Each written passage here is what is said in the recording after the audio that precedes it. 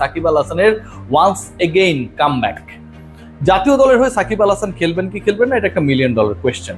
কিন্তু সাকিব আল হাসানের ক্যারিয়ারের শেষটা যারা দেখে ফেলেছিলেন, আমার কাছে মনে হয় সাকিব যেভাবে আলোচনায় আবারও ব্যাক করেছেন সবকিছু ফিকে করে দিয়ে, এটা একটা ভালো উত্তর হতে পারে। কোথাও কোনো ধরনের আলোচনা নেই সাকিব আল হাসানের ক্যারিয়ার কোথায় যাবে এটা নিয়ে সন্দেহ। দুবাইতে তিনি প্র্যাকটিস করছিলেন, স্কিল ট্রেনিং করছিলেন, এটা নিয়ে কিঞ্চিত আলোচনা। অ্যান্ড ফাইনালি যে পিএসএল ভারত পাকিস্তান যুদ্ধের কারণে বন্ধ হয়ে গেছিল, শনিবার থেকে শুরু হবে, সেখানটায় আগামী রোববারে সাকিব আল হাসান ফ্র্যাঞ্চাইজি ক্রিকেটের বাংলাদেশের রাজা মাঠে নামার অপেক্ষায়। ইয়াস, লাহোর ক্যালেন্ডার্সের হয়ে তিনি খেলছেন, পুরনো খবর। তার দলে আরো একজন রয়েছেন রিশাদ হোসেন, এটাও পুরনো খবর। কিন্তু নতুন খবর সেটা হচ্ছে সাকিব আল হাসান যেদিন আলোচনায় থাকেন, অন্য সব আলোচনা সেদিন ম্লান হয়ে যায়।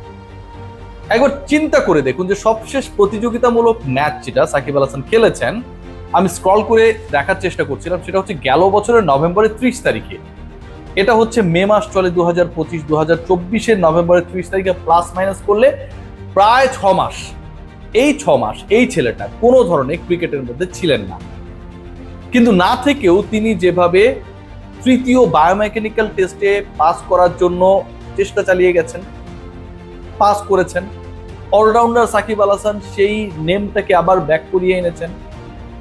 যেভাবে সাকিব আল হাসান হাল না ছেড়ে দিয়ে দুবাইয়ে গিয়ে অনুশীলন চালিয়েছেন, যেভাবে সাকিব আল হাসান ওয়ার্ল্ডের সবচেয়ে প্রেস্টিজিয়াস ফ্র্যাঞ্চাইজি টুর্নামেন্টগুলোর প্রথম 3টার একটা পিএসএল এ যেটাই হোক, প্রেক্ষাপট যেটাই হোক, নিজের দল নিজের নাম আলোকিত করার প্রেক্ষাপট রচনা করেছেন, এটা ভাই শুধুমাত্র সাকিবের সাথেই যায়।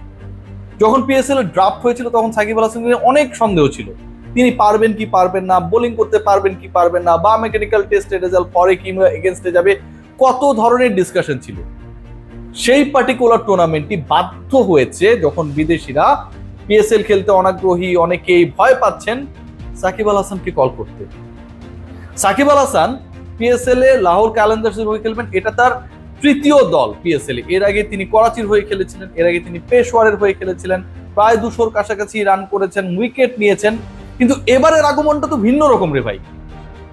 এবারের আগমন তো ফুল স্টপের পরে অনবদ্য একটা নতুন লাইন শুরু হওয়া, যেটা এত সুন্দর, এত অনবদ্য, এত চমকপ্রদ যে আগের সবকিছু, সব রচনা, সব প্রেক্ষাপট, সব ভূমিকা ম্লান হয়ে যায়।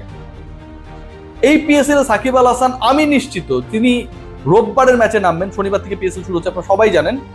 তিনি যদি খেলতে পারেন, প্রথম ম্যাচের একাদশে যদি তিনি থাকেন, আমার কাছে কেন যেন খুব বিশ্বাস করতে ইচ্ছা করে যে সাকিব আল হাসান ফাটিয়ে খেলবেন। সাকিব আল হাসান আমাদেরকে আরো একবার অনুসূচিত করবেন যে এই ছেলেটাকে নিয়ে যে ধরনের ক্রিকেটীয় পলিটিক্স হয়, ক্রিকেটের বাইরে তিনি অনেক ধরনের কর্মকাণ্ডের সাথে জড়িয়েছেন, সেটা নিয়ে যথেষ্ট ধরনের বিতর্ক রয়েছে।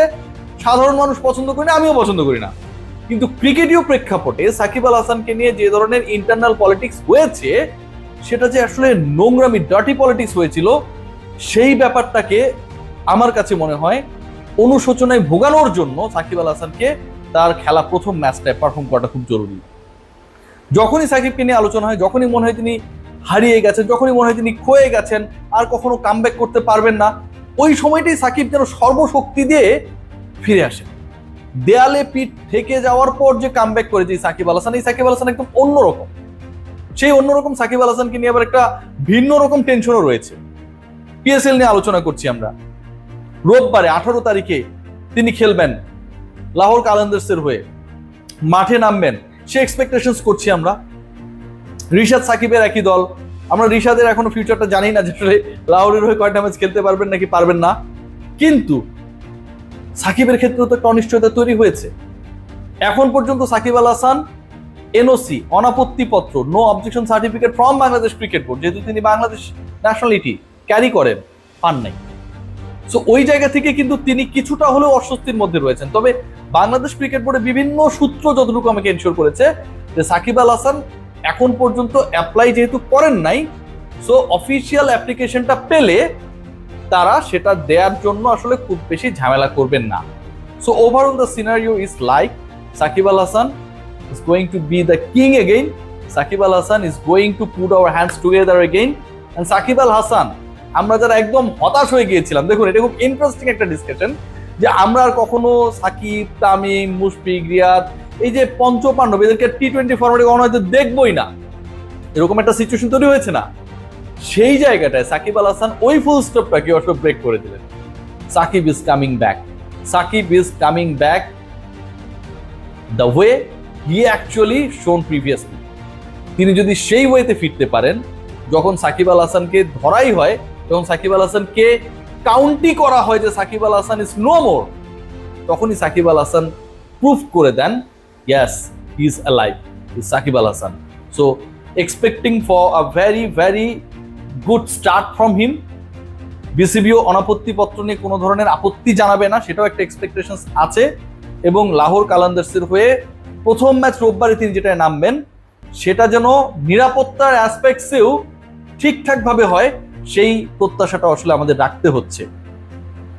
আইপিএল এবং পিএসএল একসাথে জমে গেল, এবং এটাকে জমিয়েছেন সাকিব এন্ড মুস্তাফিজ, বাংলাদেশের ফ্র্যাঞ্চাইজি ক্রিকেটের দুই পোস্টার বয়। একজন দিল্লি ক্যাপিটালসের হয়ে খেলবেন, আর একজন খেলবেন লাহোর ক্যালেন্ডার্সের হয়ে। সো আইপিএল এবং পিএসএল নিয়ে আমরা যারা আসলে কিছুটা হলেও হতাশ ছিলাম, আমার কাছে মনে হয় সব হতাশা অন্তত আপাতত দূর হয়ে গেছে। সবাই ভালো থাকবেন, take great care. Shakib Al হাসানের জন্য তার নিউ জার্নিতে, তার কামব্যাক জার্নিতে অনেক অনেক শুভকামনা। Take great care.